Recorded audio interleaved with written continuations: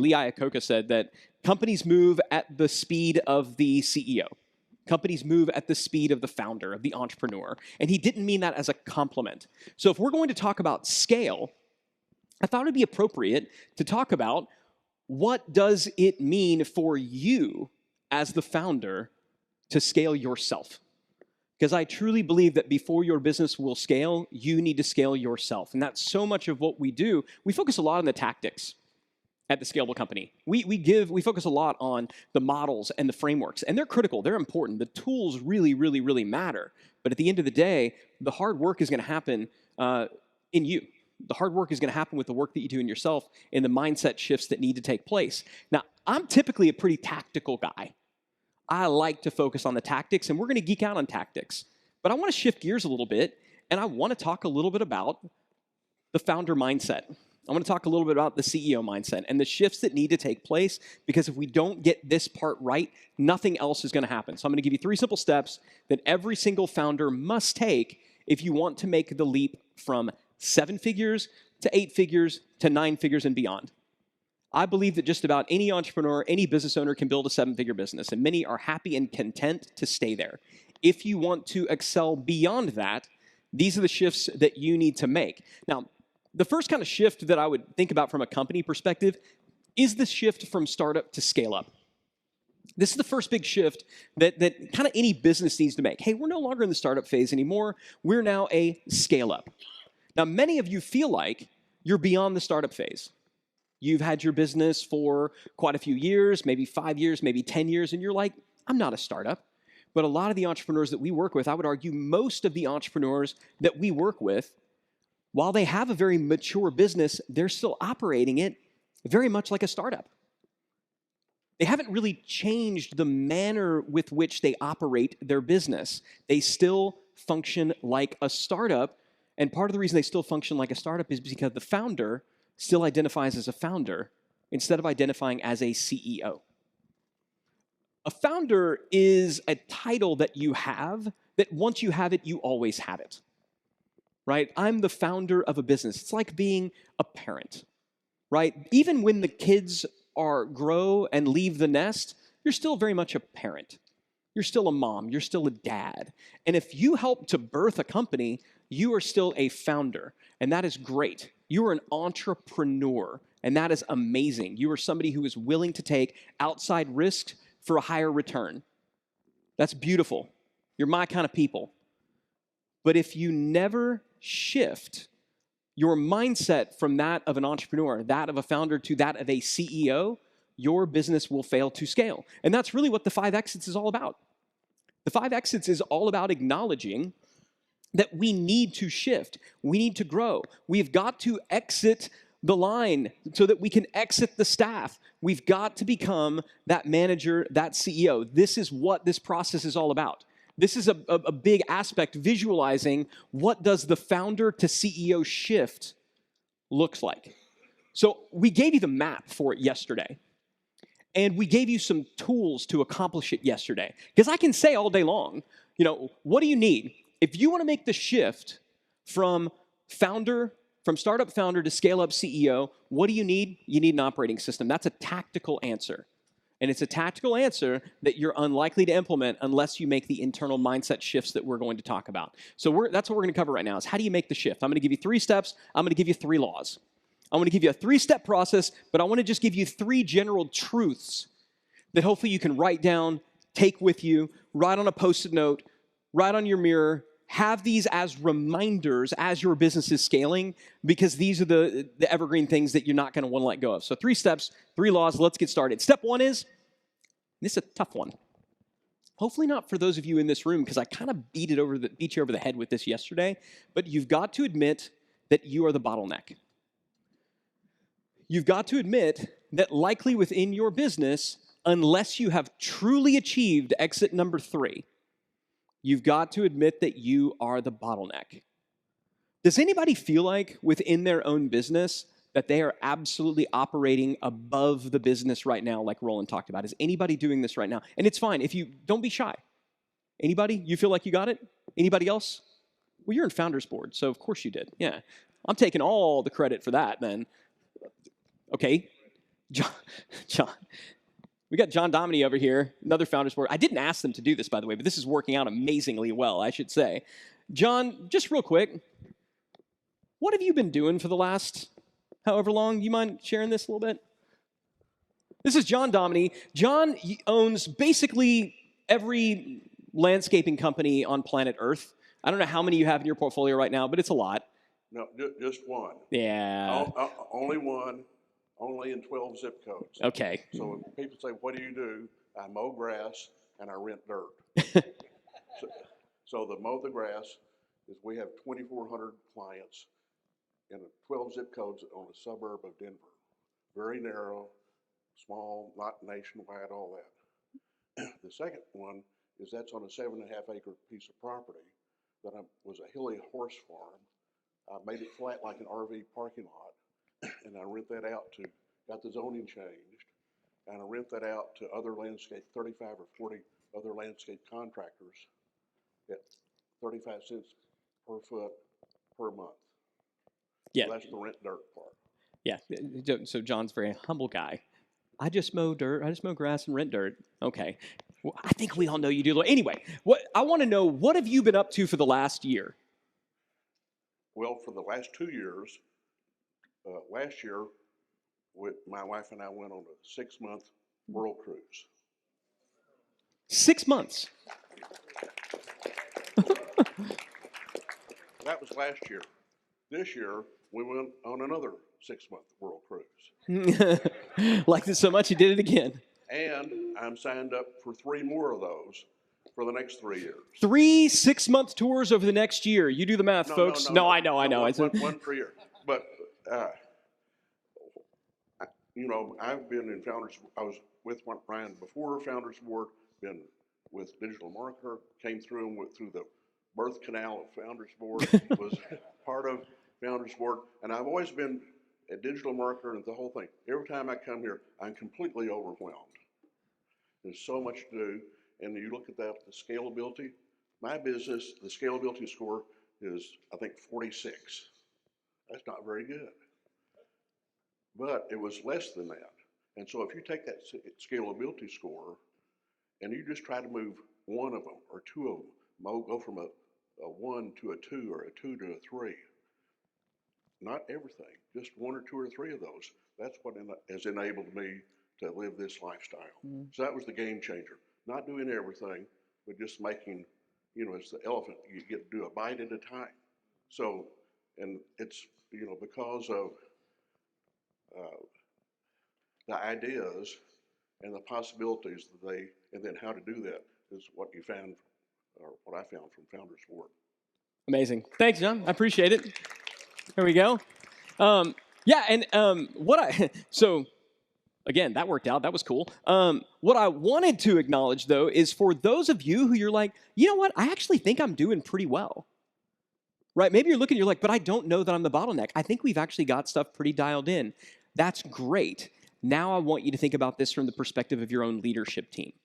Because what we want to do is we want to create freedom for you, we want to create scalability for you, and we want to press that down throughout the organization, because now you're compounding freedom and scalability. Because what I want you all to do is do what John did and just say, screw it, I'm taking 6 months off to cruise around the world. And it was so much fun that I'm going to do it again. And it was so much fun that we're going to do it again and again and again. That's what it means to work above the business. This is what I want for all of you. So to the extent that you're a bottleneck within your business, you could be a small bottleneck or a big one. I want you to be no bottleneck whatsoever.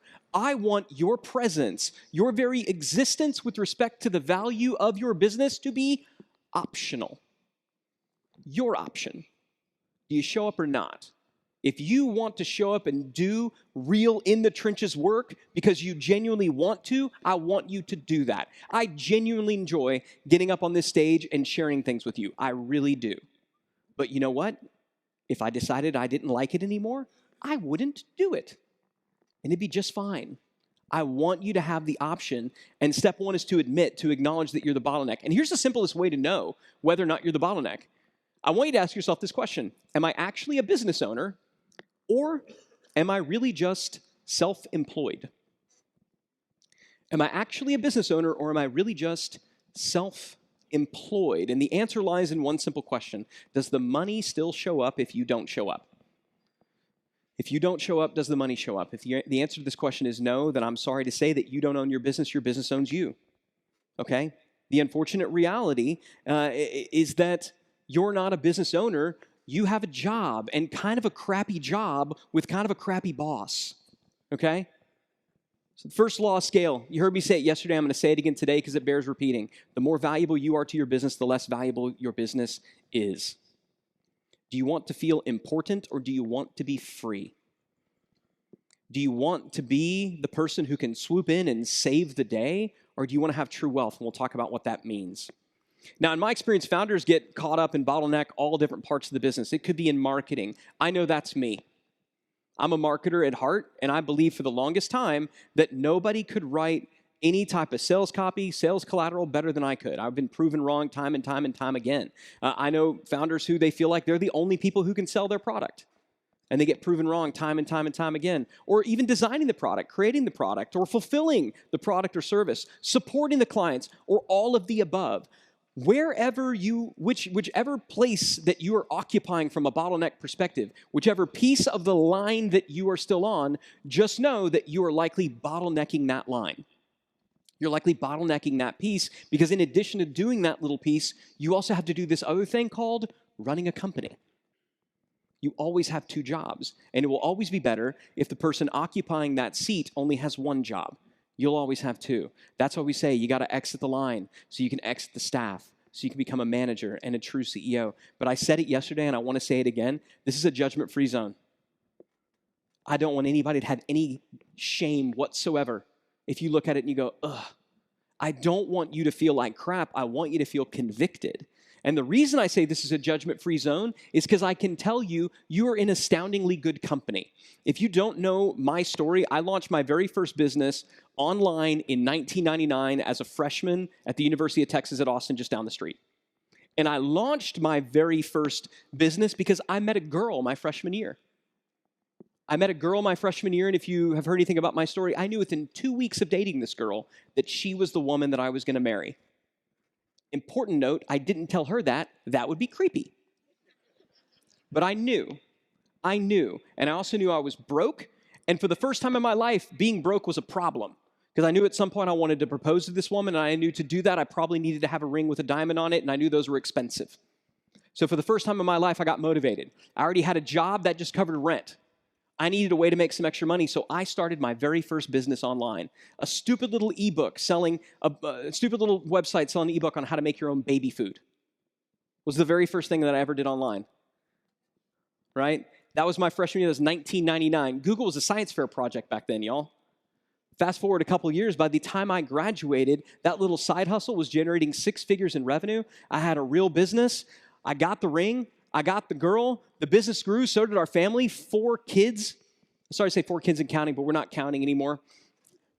At kid 4, she said, hey, I made an appointment for you. You may know what I'm talking about. But I felt unstoppable. I mean, here I'd been doing this thing for 5, 6, 7 years, and everything I touched turned to gold. Everything I had it was just getting better and better and better. We're putting companies on the Inc. 500 and 5,000 lists. I could do no wrong. The problem is, I was burnt out and I was miserable. Being late for dinner, that wasn't the exception, that was the rule. It was rare that I made it home for dinner. Making it to soccer practices and dance recitals and things like that, it was a stretch, right? Date nights, what are those? And the saddest part of all, again, the reason that I started this business was so that I could buy a ring for a girl. That was my first why. I started the business so that it could provide this incredibly important aspect of my life where I could buy a ring for the girl, get married, right? Then the next why is, oh my God, there's a kid, there's another mouth to feed.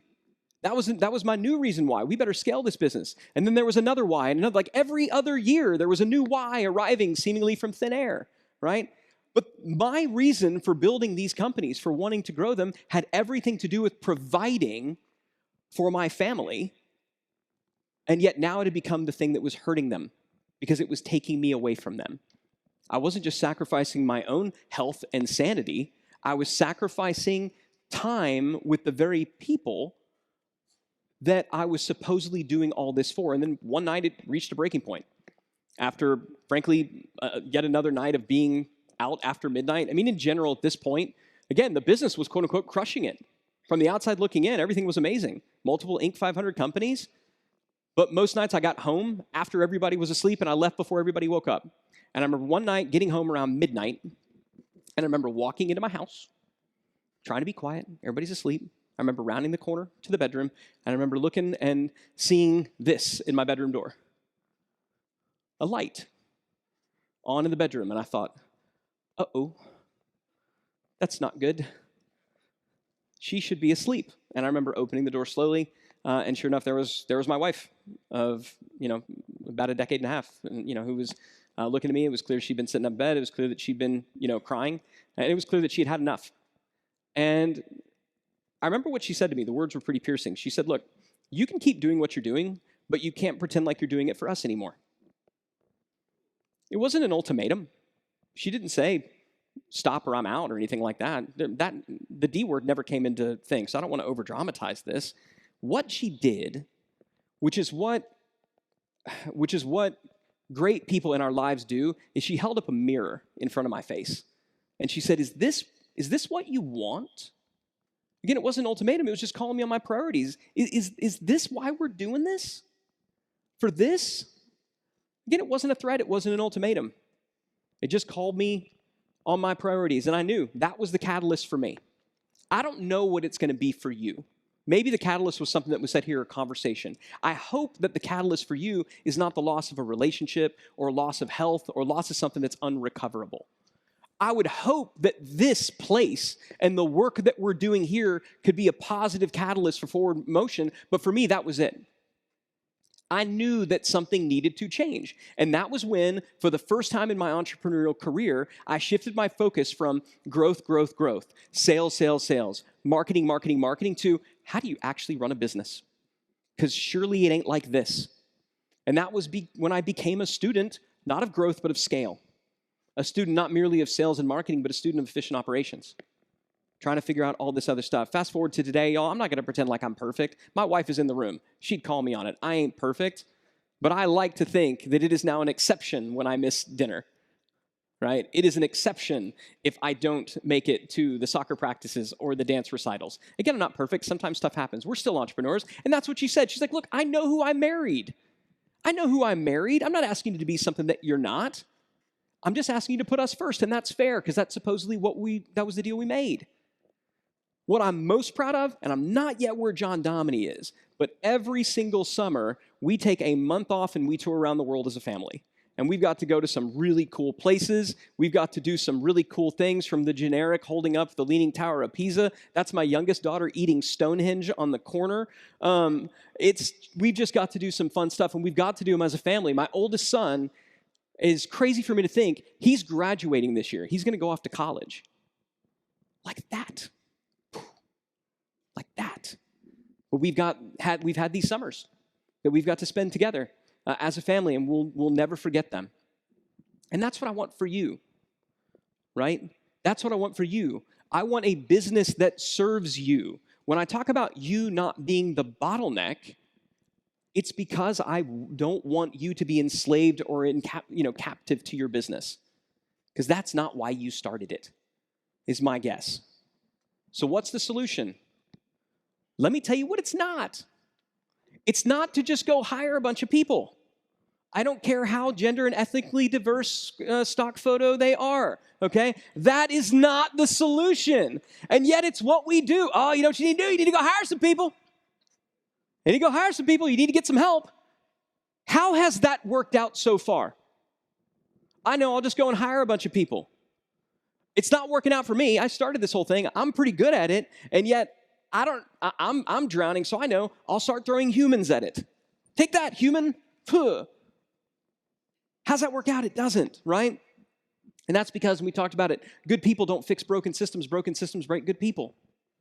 Good people don't fix broken systems break good people. I realize this is a review from yesterday, but it's a review because it's important. The solution, you already know it, is you got to upgrade your operating system. This was the big breakthrough. The operating system for the business must exist outside of me. If I am the operating system and the operating system is me, then I am owned. I am captive. If I pluck the operating system out of my brain and I put it over here, then this thing over here can run the business and I can go on vacation. I can go on a 6-month John Dominy world cruise. You got to upgrade your operating system. That's practically what it is. I gave you this stat yesterday. Do you remember it? The failure rate of Inc. 5000 companies, 67%. Was anybody else surprised when you saw this metric? Yeah, crazy, right? Because we think that the answer is always growth. Grow, grow, grow. Well, these were companies that grew, and then failed, right? 2/3 of the companies that made the list had shrunk in size, gone out of business, or been disadvantageously sold within 5 years. And the most disturbing part of all is that the failure rate of Inc. 5000 companies is higher than the standard average failure rate of all startups. They actually fail at a faster rate. Why? Because they pursued growth above systems. And that's best told by the inverse of that, which is if you look at the failure rate of franchises. 15%, which means 85% succeed. Why? What's the difference? What does every franchise have? It's functionally a legal requirement to even be called a franchise. You've got to have an operating system. You got to have an operating system. You don't need to have an Inc. 5. I can promise you, because we had lots of companies on the list. You fill out an Inc. 5000 application. At no point do they ask you about your operating system.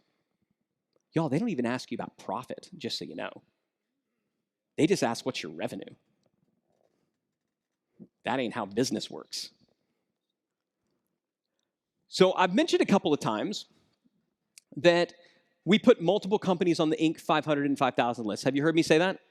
And when I go and speak somewhere, I get introduced as a multi-Inc. 500 founder, an entrepreneur, and it sounds really cool. Here's the part of the story that I don't tell in the intro, and that I only tell among friends like you guys, which is that 2/3 thing, that's not purely academic. I lived that. In 2016, in 1 year, we had not 1, not 2, but 3 different companies on the Inc. 500 and 5000 lists in the same year. So not one company multiple years in a row, okay? 3 different companies in our portfolio group, all 3 of them hitting the Inc. 500 and 5000 lists in the same year. So let's look at how these companies did, shall we? You've got company number 1, was a B2B media publishing company. This company was doing about $10 million in revenue in 2016 when it hit the list. It scaled to $20 million by 2018. It was able to spin off and sell just one of its divisions for a really tasty 8-figure exit in 2019. It's still profitable. It's still growing. That one's doing great. Let's look at company number 2. Company number 2 is a real estate software as a service. Okay, so a SaaS software business in the real estate space. It was doing about $8 million in revenue when it hit the Inc. 5000 list in 2016. But in this case, the founder, we were co-founders and investors in this business. I wasn't the main founder operator. The founder operator of this business believed that they had to do everything. They believed that no one could do anything as well as they could. They were coding the software. They were creating all the marketing messaging. They wanted to do all the sales, and they just never could find anyone. It was amazing, y'all. All these hires, and not a single one of them could do any one thing as good or better than the founder. What do you think happened to that business? It had a tremendous moat.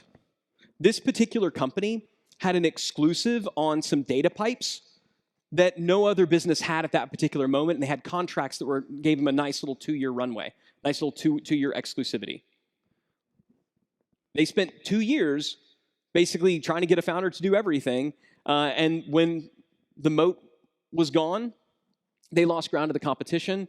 It was ultimately sold to their number 1 competitor at break even, just to give the investors some return and just to give the employees a home in 2021. That's pretty devastating.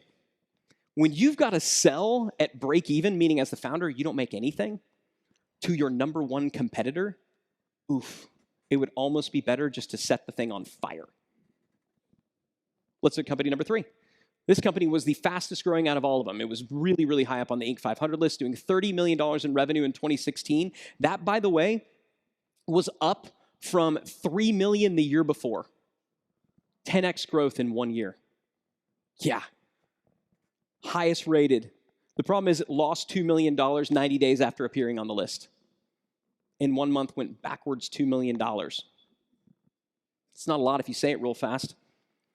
Had to lay off 180 employees 6 months after appearing on the Inc. 500 list. Inc. 500 list dropped in spring right before Christmas, had to lay off 180 people. That wasn't much fun. And the assets were ultimately sold for pennies. I said it before, 3 companies on the Inc. 500 list. 2/3 fail, not academic. I lived it. Company A, successful. 8-figure exit, still growing, still profitable. Company B, break even, it was disadvantageously sold. Company number 3, crash and burn, out of business, didn't work. Fastest growing of all. That's where I can say that growth is not the answer. It's also why I can say, in the case of the companies that failed, the founder was the bottleneck. There were no operating systems whatsoever. It was out of this season in 2016. That was at the same time when I'm having the conversation with my bride. Right? That's when I'm getting my own check. So on one hand, I'm thinking, ooh, we're the best. And then I get humbled at home and I get humbled at work. And you know what? I deserved it. I deserved it because I was arrogant. I was egotistical. I had decided that I was God's gift to business and entrepreneurship. I could do no wrong.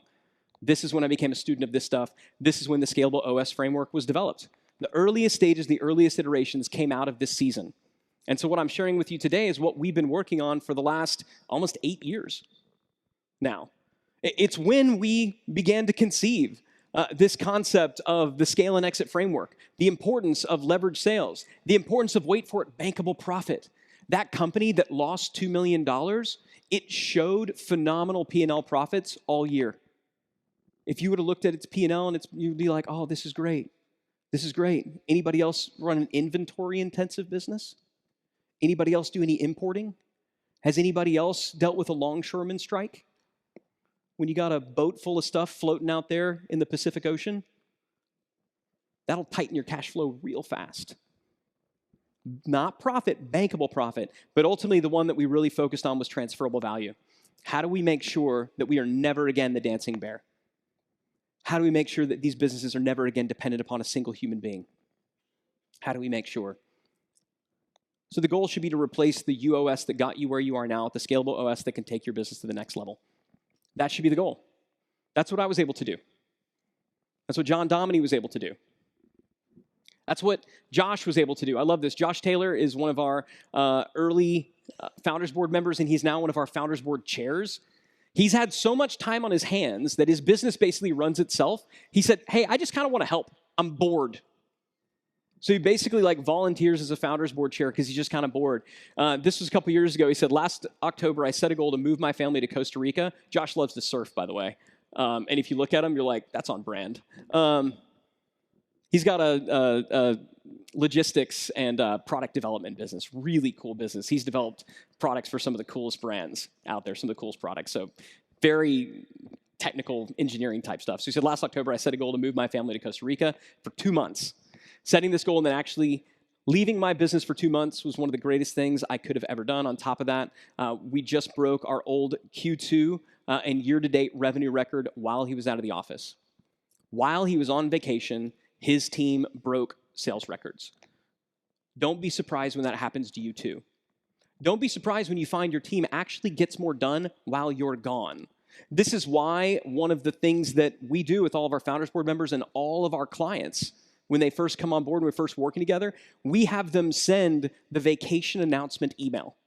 So if we start working together, one of the first things we're going to have you do is send a vacation announcement email. You're going to send an email to your list saying, hey, from this date to this date, I'm going to be on vacation. You don't have to know where you're going to go. At the end of the day, if you change your mind and decide not to go, that's fine. But the ultimate test for an operating system is you taking a month off. Josh wanted to up the game. He took 2 months off. John Dominy's taken 6 months off. Right? Just 1 month. But some of you haven't had a weekend vacation in years. The idea of taking a week off seems impossible. Magic happens when you can be gone for a month and you see that your company doesn't just survive, it thrives. The amount of real work that you get done in your head sitting from a beach or looking at a beautiful mountain, you'll be shocked. The really cool part about Josh is this year he did it again. I know it's small. I took this screenshot from our Slack, our member Slack group. He said, "Hey guys, I don't share many wins," and that's true. Josh is a pretty quiet, humble guy.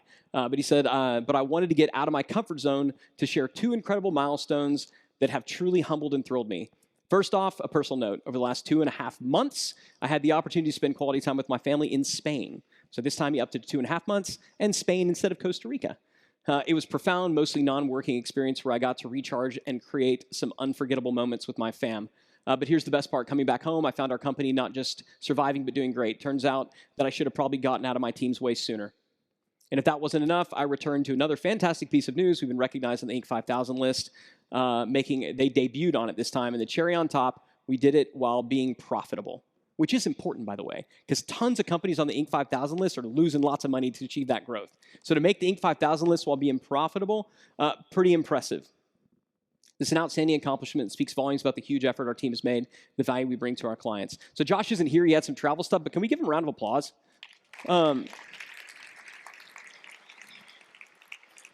This is what it looks like to not be the bottleneck. Now, if you say, but I don't want to go away for 30 days. I love my, fine. Wouldn't it be nice to have the option, though? So step 1, admit that you're the bottleneck. Maybe not to the entire company, maybe to just a piece, but admit that at some place, you're the one that's bottlenecking your business, and you don't have to. Step 2, this is a biggie. Admit you want to be wealthy. Anybody feel a little bit weird admitting that you want to be wealthy? I feel like this is one of those things that has become astoundingly uncool in our culture. And y'all, I'm here to bring it back, okay? I think that it is red-hot steaming garbage that we have for some reason decided that it is immoral to achieve wealth. That in creating wealth for yourself, you're somehow taking from somebody else. Philosophically, that is so astoundingly flawed, and if you disagree with that, we're probably not gonna get along, okay? I believe that wealth, yeah, thanks. I believe that wealth, when created for you, expands to others. It expands the pie. That's how this stuff works. So, I want you to say it loud and proud. I want to be wealthy, right? Can you say it? I want to be wealthy. Yes, come on. You don't have to be shy. It's okay to admit it. If you didn't want it, you probably wouldn't have taken the risk that you took. The post office is always hiring. Why else did you do it? Oh, because I've got an important mission that I'm after. Great, there's probably a nonprofit who's doing that. Go work for them for free. Oh, but I want to eat food. Oh, you want food. Yeah, and I need shelter too. Oh, you want shelter. What kind of food do you want to eat? Good food. What kind of shelter? Nice shelter. Oh, so you want to be wealthy. Got it. You want success, you want financial stability, and you want the life that wealth can provide. This doesn't make you a bad person, and anybody who says it does is a bitter, woke little twerp, okay? But it's not about the money, delusional founders say. That's not why I'm doing it, right? We wrap themselves in some false humility as if wanting to be rich, wanting to have more so that we can share more is somehow a character flaw. It's not. Money's a tool. It's a tool. And again, anyone who tells you otherwise either doesn't know how the world works or they want to make you feel guilty for having something that they know they can't have. It's a tool. Payroll requires money. Office space requires money. Servicing your customers and clients requires money. And guess what? When you pay people, they go out there and they pay other people. That's called economy. When you occupy office space, the real estate market improves. The economy grows. When you service your customers and clients and you make their life better, whether you're B2B or B2C, the world becomes a better place. It's how things work, and it's money that's the fuel that makes it happen. Maybe one day we'll go back to seashells and trinkets, but for right now, it's money. Okay? This is the exchange. So I said it yesterday, I'll say it again. Saying money doesn't matter doesn't mean you're noble. And for somehow this has become noble. Oh, money doesn't matter to me. Cool. You're not noble, you're naive. Unless you're truly a monk in a mountain eating like seeds and dirt. All right? Money matters. It absolutely matters. And it's why acknowledging that you're the bottleneck and focusing on transferable value is important. It's also why we spend so much time thinking about bankable profit. Not just paper profit, actual distributable cash. I said it before, I think the ultimate sign of a healthy business is the distributable cash that company is able to put out. And if you look at some of the most successful companies in the world today, even public companies, what do? They offer dividends. They offer distributions. You can choose to reinvest them. That's great. But do you have the ability to distribute cash? This is why, by the way, and Founders Board members, accelerator clients, you know this, when we onboard a new client, we ask them, what's your why? And we used to ask people, what's your big why? What motivates you? What's your reason for doing this? And we'd hear things like world peace. And I mean, it's like you're like a beauty pageant kind of thing. And we finally had to break it up into 3 spheres. And I want you to think about this for yourself right now. What's your why? But I want you to think about it in 3 spheres. Me, us, and them. Me, us, and them. Them, this is the world at large. This is where you can be noble and high and mighty, and I want you to be.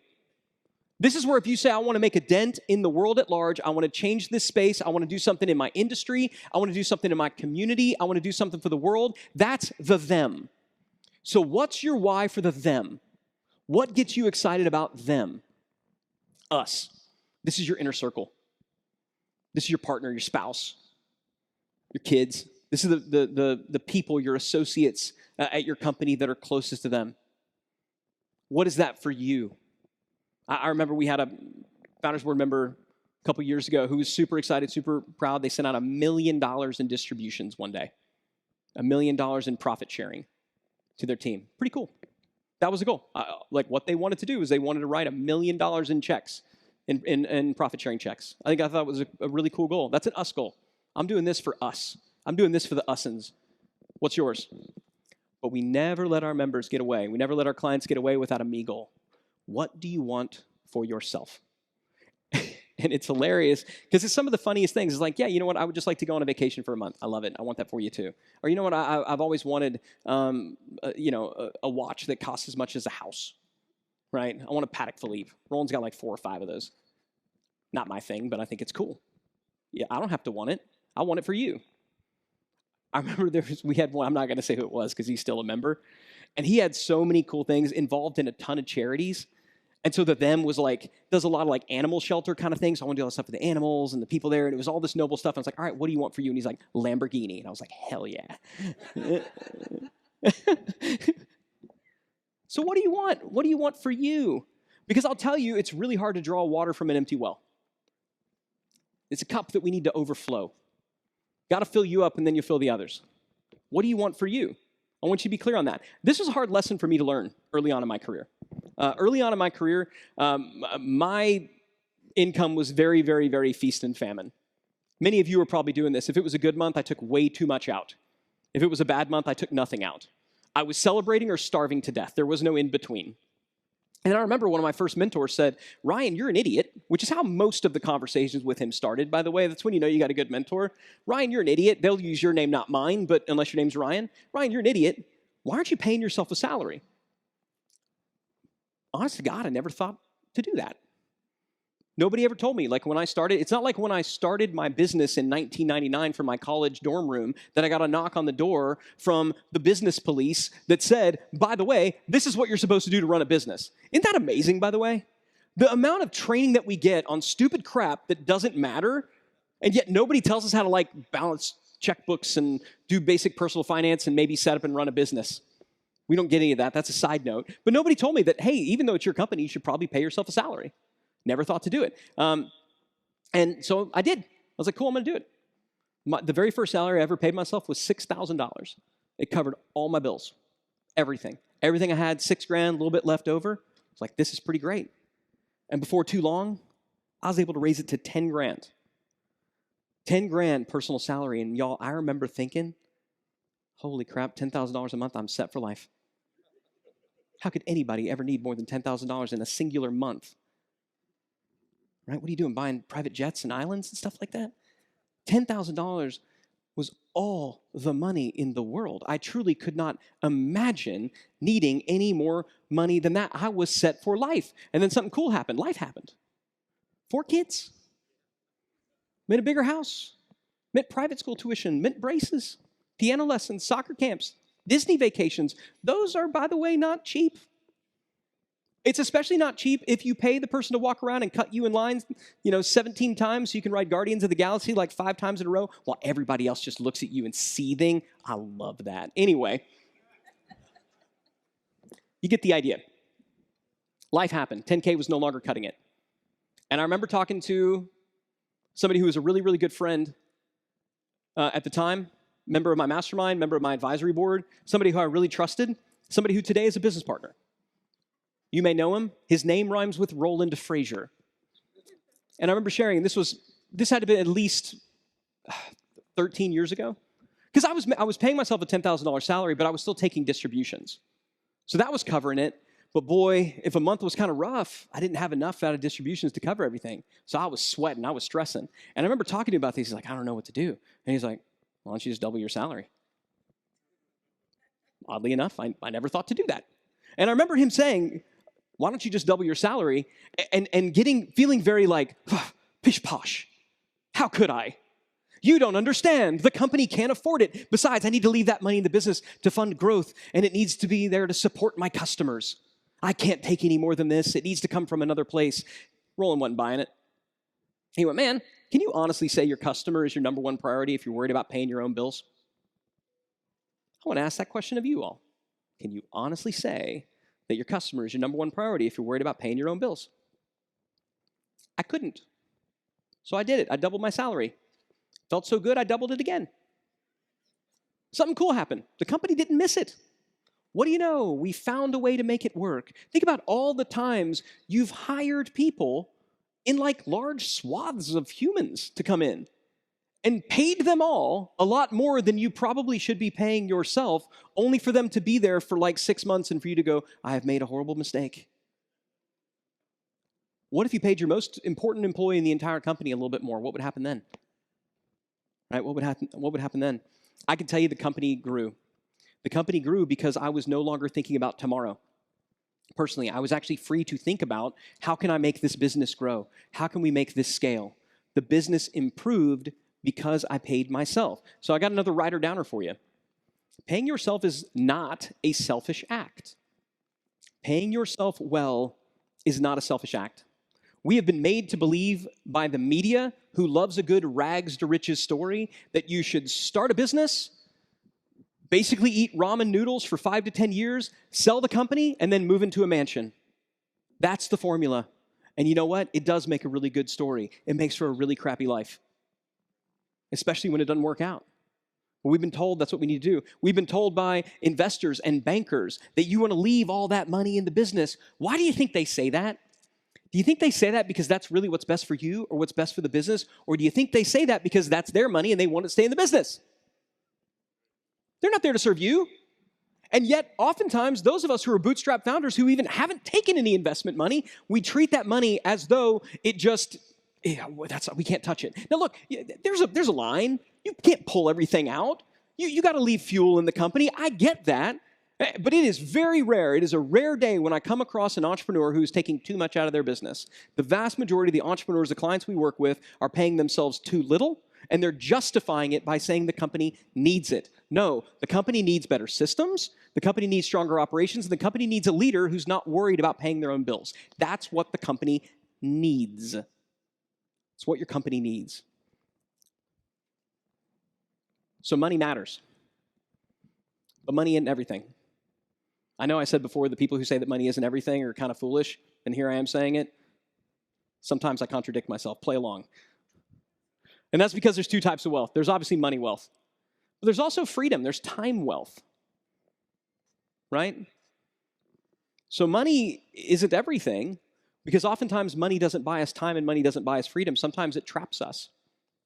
But I want to be clear. If you want some crazy mansion, I want that for you too. But I can tell you this, rolling up to a 5,000 square foot mansion and a bling bling BMW isn't worth much if you're showing up at midnight and no one's there to welcome you. It's not worth it. Having a fancy car and a fancy boat, if you got to work every single weekend to pay for it, isn't worth it. You don't get to enjoy it.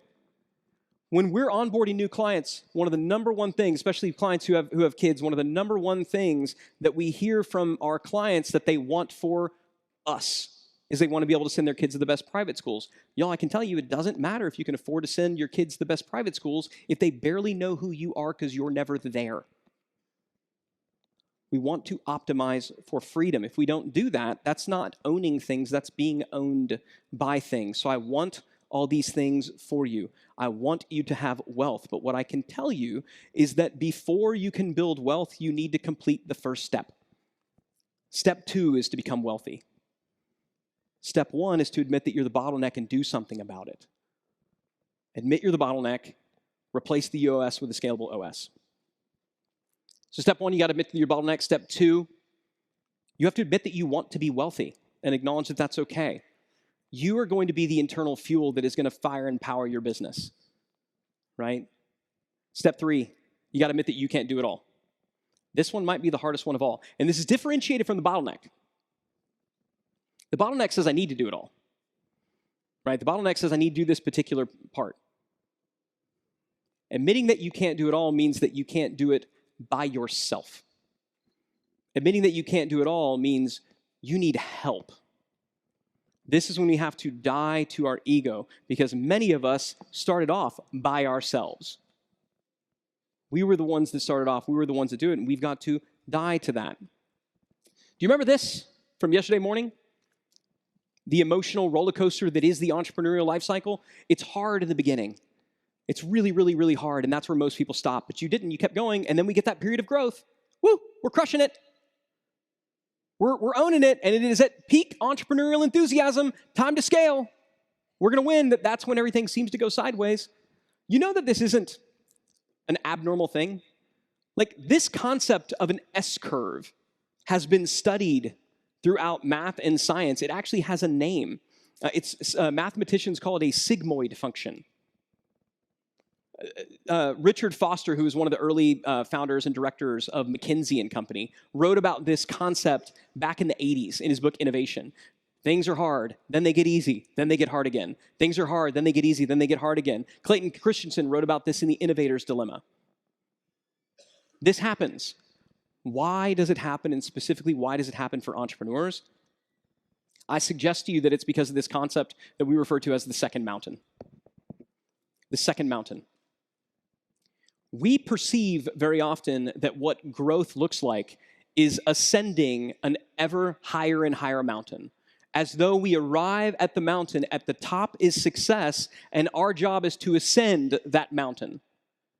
What I'm suggesting to you is that it is not a mountain. It is mountains. It is mountains. The first mountain that you climb, which typically for most entrepreneurs is from the start to about $1 million in revenue. Because from the start to about $1 million in revenue, you can pretty much grow that through just sheer force of will. You got to get good at marketing. You got to get pretty good at sales. You obviously have to get good at fulfillment, and you need to hire a couple of people. I'm not saying that it's easy. I'm not saying that most people can do it, because they obviously don't, right? Out of the 32 million small businesses in the US, only 2.7 million of them get to $1 million in revenue. Only 2.7 million of the 32 million small businesses in the US ascend the first mountain. I'm not saying it's easy, but it is pretty simple. It's pretty simple. The mistake that we make, though, is believing that these same traits, these same characteristics will take us up the next mountain. The mistake is believing that there is only one mountain. There's two, because the second mountain isn't just about management, it isn't just about like hiring, it's about leadership and management. It's not just about marketing and sales, it's about marketing and sales systems. Tax and legal, what Jim Dew is going to be talking about after lunch, becomes a factor. Finance, what Pam talked about yesterday, is a factor. Entity structuring, mergers and acquisitions, what Roland's going to talk about a little bit later, and even pondering the notion of exit. These are fundamentally different skills that must be mastered if you want to ascend the second mountain. If the first mountain is about anything, it's about survival. Just don't die. Remember I told you the story yesterday about how I had an intern come up to me and say, why are we doing this? And what I wanted to say is, well, we're doing this so that you can eat food, right? That's because at the time I had first mountain thinking.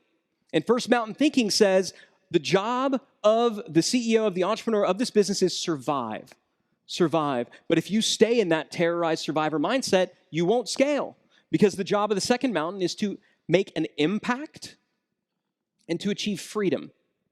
The analogy that I like to use between the first and the second mountain is the idea of climbing Mount Everest. I don't know if you're familiar with this, but if you were to ascend Mount Everest, there's kind of two phases to it. The first phase is just getting to base camp. And now, Everest Base Camp is no joke. Everest Base Camp is at about 18,000 feet. Just for comparison, some of the highest mountains that you could climb in the States are around 10,000 feet. Okay, so just to get to Everest Base Camp is almost twice as high as just about any mountain you could climb in North America. I'm not saying it's easy, and yet if you look at like kind of the specs on what does it take to reach Everest Base Camp, I was Googling it, looking it up. This is what I found. The difficulty level of the Everest Base Camp is moderate. Not easy, but it's moderate. The trekking time, I love that it's described as trekking. The trekking time often requires 2 weeks. No prior trekking experience is required, but it is suggested that the trekker be determined and physically fit. I think this describes a startup founder. I think it describes a startup founder. It takes longer than 2 weeks, but generally, what do you need? Determined and physically and mentally fit. That's what it takes to get to base camp. No prior experience required. Get a warm jacket, walk that way. If you're determined and physically fit, you'll get there. I think that's true for entrepreneurs. I think it's true for startups. Didn't say it was easy. Let's compare that to summiting Everest. Summiting Everest is at 29,032 feet.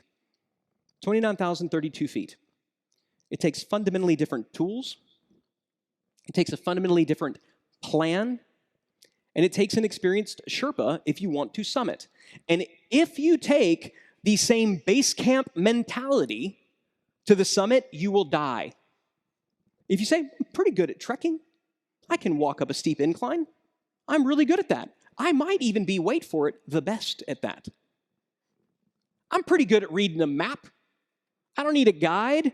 I got from the ground up to 18,000 feet in base camp. I'm good at that. I pride myself in my map reading abilities. I don't need help. I got that. If you take first mountain base camp thinking up the second mountain, up the summit of Everest, you will die. And this is what happens to entrepreneurs all the time. They take that first mountain thinking and they try to ascend the second mountain, not realizing it's a second mountain, thinking it's the same mountain when it's a fundamentally different mountain. And so what is this really? What is this actually a picture of? It's a picture of what happens when you attempt to ascend the second mountain, not realizing it's actually a different mountain. It's why sometimes we have to go down so we can come back up. It's not a higher mountain. It's a fundamentally different mountain. It's a fundamentally different thing. It doesn't invalidate what you've done to get where you are, but it suggests that the next thing is going to require another thing. And look, you may be thinking, but this doesn't apply to me. I'm well over $1 million in revenue. Y'all remember the thing. This happens at about $1 million, $3 million, $10 million on the threes and zeros, $30 million. Maybe you've managed to get it to this point, but we all reach a point where we're at another mountain.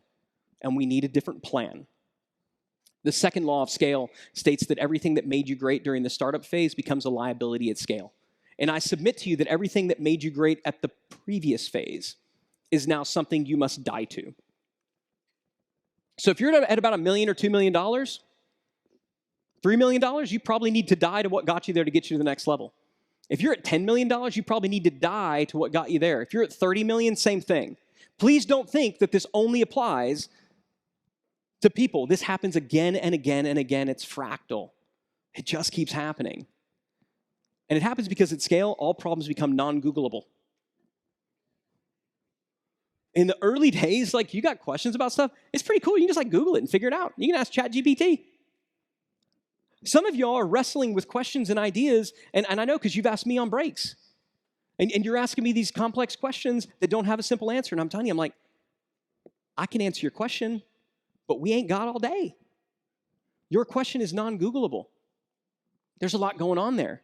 And the problem at some point becomes not only that you don't know this, it's that you don't know what you don't know. I don't even know the questions to ask. I don't even know what's happening. I've never been here before. Nobody told me that I needed to bring supplemental oxygen. What is that? This is why I think funded companies get one thing right. Before any investor gives any entrepreneur a whole bunch of money, they require that they have an advisory board. And this advisory board is made up of at least two groups. It's got to be made up of mentors, people who've been there, done that, and it needs to also be made up of peers. And really, you need both. You need both. And oftentimes, when you've got a question, we went through 131 yesterday, you take a 131 to a mentor, you're going to get a slightly nuanced answer than if you take that same 131 to a peer who's been there, done that. And it's the combination of these ideas, the high-level perspective with the in-the-trenches experience that gives you the wisdom and the context that you need to move forward. You need both. You got to have both. And entrepreneurship is one of the loneliest businesses out there, one of the loneliest games that we can play. Right? And the better you get at it, the more you grow, the lonelier it becomes. And so you've got to surround yourself with people that are on your team. And your leadership team that you build, your executives, they'll play a role in that. But they're not your advisory board. And by the way, if you take money and you've got a board of directors, they're not your advisory board either. They're the people that can fire you if you screw up. You need a board of advisors, people that are there for you. The third law of scale. Every problem at scale becomes a who problem, not a how problem. What got you here was figuring out the how. You're in this room because you're good at figuring out the how. You're a quick study. You're persistent, you're diligent, you work hard, you figure things out. That's what got you here, right? The old adage, it's kind of a cliche, but it's true. Give a person a fish, you feed him for a day. Teach him to fish, you feed him for a lifetime. That's true, right? That's what we're all about, right? We're here because we learned to fish. I want to give you permission at scale to just ask for the freaking fish. At scale, you have permission to just ask for the fish. You don't have time to learn to fish. Now, when you're eating the fish, if you want to ask the person who gave you the fish how they caught the fish, love it. That's what great mentors do. Okay? But sometimes we just need a fish. And those of you who are in Founders Board, you know this. When we onboard, that is the code, right? When a Founders Board member needs something, they actually will say, hey, everybody, I need a fish. That is code within the Founders Board community that someone needs help with something specific, and they don't want a bunch of freaking theory. They don't want to be told the why and a bunch of backstory. It's just like, here you go. There's a fish. If you're interested afterwards in how we caught it, happy to tell you. But for now, eat up, my friend. Eat up. Learning to fish got you where you are today. The feeling, the belief that you need to learn to fish to get to the next level is what will keep you from getting to the next level. Ask for the freaking fish. Ask for the fish. The ultimate shortcut, the right mentors will connect you with the right peer group, and they'll give you the tools, aka the fish. This is what we have sought to create at the Scalable Company. We have sought to be that one-stop shop where you can get whatever you need at any given point in time. If you need mentorship, we are here. If you need peers, they are there. If you need models and tools, if you need fish, we got that too.